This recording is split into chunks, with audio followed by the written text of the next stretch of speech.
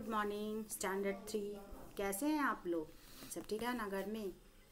चलिए आज आपको हम इंग्लिश का chapter 1 help me to be आज पढ़ाने जा रही हूँ। आपके पास बुक है तो निकाल लीजिए, नहीं है तो कोई बात नहीं, स्क्रीन पे आ रहा है, आप उसको लाइन बाय लाइन देखिए और फिर समझिए। Eternal and gracious God, help me to be curious about the world around me. सबसे पहले तो आप ये समझिए हेडिंग को, हेल्प मी टू बी, कि हमें आप मदद कीजिए कुछ अच्छा बनने में। तो ये मदद किससे मांगा जा रहा है, किससे हम ये हेल्प मांग रहे हैं? तो ये हेल्प हम जो है ना अपने गॉड से, भगवान से मांग रहे हैं, ईश्वर से मांग रहे हैं कि वो गॉड जो इटर्नल और ग्रेसियस है। इटर्नल मतलब जिनका कभी भी अंत नहीं होता है, वो अमर होते हैं। वो क्या होते हैं? अमर होते हैं। ग्रेस, उनका कभी अंत नहीं होता है। लास्टिंग फॉर एवर मीन्स वो कभी भी समाप्त नहीं होते, अमर होते हैं। ऐसे भगवान से, ऐसे महिमामयी भगवान से हम प्रार्थना कर रहे हैं। क्या प्रार्थना कर रहे हैं आप इस पोएम में ध्यान से सुनिएगा। Eternal and gracious God, help me to be curious about the world around me. ये छोटा सा बच्चा, ये पोएट जो है, इस पोएम के जो पोएट है वो भगवान से प्रार्थना कर रहे हैं, गॉड से बोल रहे हैं, हे भगवान जो आप अमर और महिमामयी है, मैं आपसे प्रार्थना करता हूँ कि हमारे चारों ओर संसार में जो भी वस्तुएं हैं, चारों तरफ जो हमें दिख रहा है, वो उसके बारे में जानने, क्या है वो, कैसे बना है, कैसे आया है, उनके बारे में जानने में मेरी मदद कीजिए। इसके अलावा इस पूरे पोएम में इस बच्चे ने तरह तरह की चीज़ का डिमांड किया है कि वो क्या क्या इस संसार के बारे में जानना चाहता है। Help me to be prepared for the challenges I face this day. वो गॉड से हेल्प मांग रहा है, अपने आप को प्रिपेयर करना चाह रहा है, अपने आप को तैयार करना चाह रहा है कि हमारे चारों तरफ, हमारे लाइफ में जो भी चैलेंजेस आएगा, जो पर डे हमारे देश, हमारे लाइफ में चैलेंज आएगा, भगवान उसको मुझे सहन करने का, उसको फेस करने का मुझे शक्ति दो, ताकत दो, हमें प्रिपेयर्ड करो उस चैलेंज को फेस करने के लिए। Help me to be difficult task, difficult means कठिन, जो भारी काम होता है उसको हेल्प करने में मेरी मदद करो।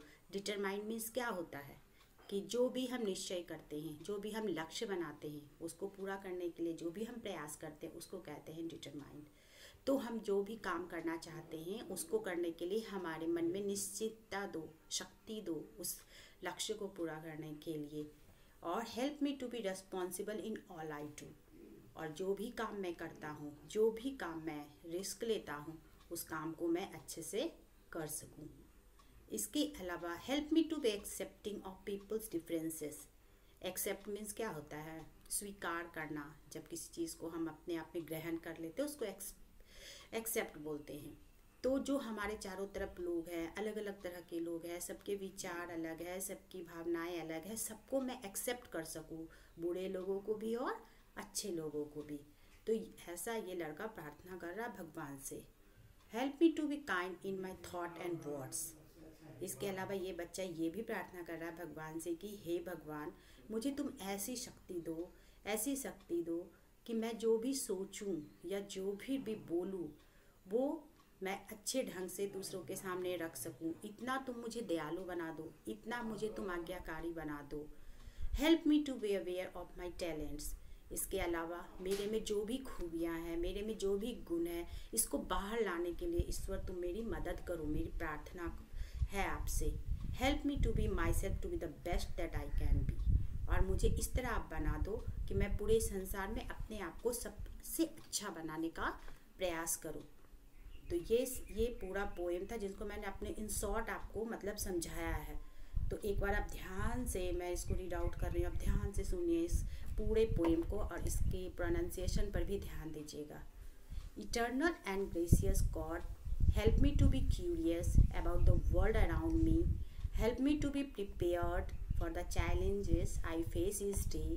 Help me to be open to difficult tasks. Help me to be determined to complete my work.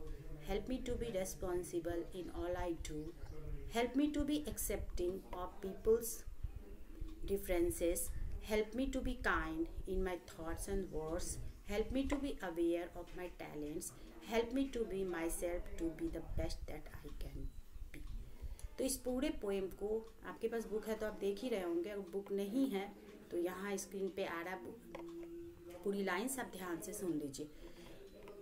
अगर आप इन शॉर्ट आप समझने का कोशिश करें तो इस पूरे पोएम में भगवान से, गॉड से प्रार्थना किया गया है अपने आप को निखारने के लिए, अपना एक अच्छा एक व्यक्ति बनने के लिए हमें किस तरह इस लाइफ को अपने आप को सबके बीच में सर्वाइव करने के लिए हम एक अच्छा इंसान बन सकते हैं। इसके लिए भगवान से प्रार्थना की गई है कि भगवान हमारी मदद करे अपने आप को इस संसार में सर्वाइव करने के लिए। तो इस पोएम में कुछ हार्ड वर्ड है जिसको कि मैं नीचे लिख दूंगी, आप उसको अपनी कॉपी में लिखेंगे और इस हार्ड वर्ड को याद भी करेंगे। Thank you.